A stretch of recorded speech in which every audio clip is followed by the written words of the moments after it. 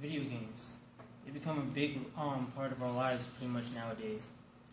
From between movies, music, and video games. Video games has to be the highest in the entertainment business nowadays.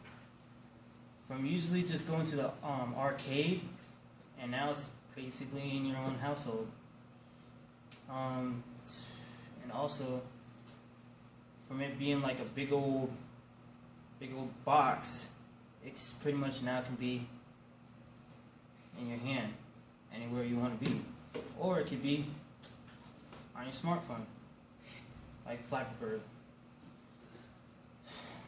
In only a span of 50 to 40 years, gaming has revolutionized American culture as of today. Statistics. 59% of Americans play video games, usually to maybe 5 hours on average. There are an average of at least 2 gamers per household. Maybe a brother or sister, or a mom or a dad, or even an uncle or a nephew. An average U.S. household owns at least 1 or 2 dedicated gaming consoles, PCs, or just wireless devices. 51% of the household owns, among American households that own a device used to play video games, 68% is on consoles, 53% is with a smartphone, and 48% is with a wireless device like a Vita or a Nintendo DS. The average game age is 31 years old. 52% of the gaming population are males. 48% is females. A few years ago, it used to be 40% were females, so 8% is pretty high. 81% is pretty high. Average number of gamers have been playing games for up to in between 12 to 14 years. And I've been playing it since I was 5, so you do the math there. Games today consist of like a regular PS3 or the next gen games, or Xbox One or PlayStation 4. These games, you can either watch Netflix, go on Facebook, maybe even watch TV on there. So they're pretty much now very big on the entertainment value. The games always exist. No, they didn't. There was a time when games did not really exist in the world. But the games eventually did come to existence, like during maybe the 60s or the 70s. Because mostly because of this guy. This is Ralph H. Baer. He is considered the father of gaming. And he was born in 1922, March 8th. He's an American inventor, video game pioneer, engineer, and also known as, of course, the father of video game, because a lot of gamers nowadays, if they want to make a big old debate on who created video games, they mostly refer back to this guy. In 2006, he was awarded the National Medal of Technology for inventing the home consoles of video games and spawning the video game industry as we know of today. Another person that could probably rival this guy is Mr.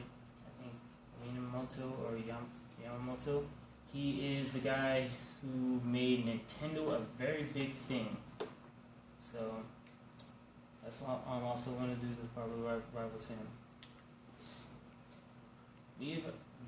We have definitely came a long way from 8-bit, which is like the beginning stage of gaming, and now it's almost nearly lifelike.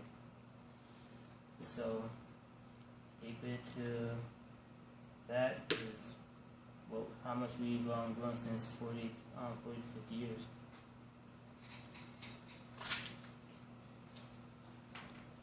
since as of course technology advanced now, it's almost come to a point where it can connect other people. Like I have like a friend in Tokyo, Japan. I don't understand what he's saying most of the time, but hey, we're like best buds when it comes to like, I don't know. We usually talk through Nintendo Wi-Fi connection when we're playing, I don't know, maybe like Pokemon, or if we're on Call of Duty on Xbox Live. So pretty much these networks are no different from the usual social network like Facebook or Twitter. And then hey, you play one game with somebody that's maybe in a different country or maybe in a different state, y'all become best friends instantaneously like that. It's now considered pretty much an art form because of how many people have to. It takes literally a whole group of people to make one game, because you got to set up the audio, and then you got to set up maybe the artwork, and then you got to put in like the computer program that can make the games probably seem more lifelike. So yeah, now it's considered pretty much an art form, and they even have their own I think a museum or Smithsonian somewhere in the United States. I forgot where. Gaming has, of course, become so advanced that we're even going into Oculus. Oculus is pretty much the basis of virtual reality, which, of course, it's not going to be a big old helmet, but it's going to be like some big goggles. The first prototypes of virtual reality were not great, but it was a great idea. But since technology is advancing, it can happen possibly a little bit more faster, to the point where controllers will probably be a thing of the past in maybe 20 or 30 years from now.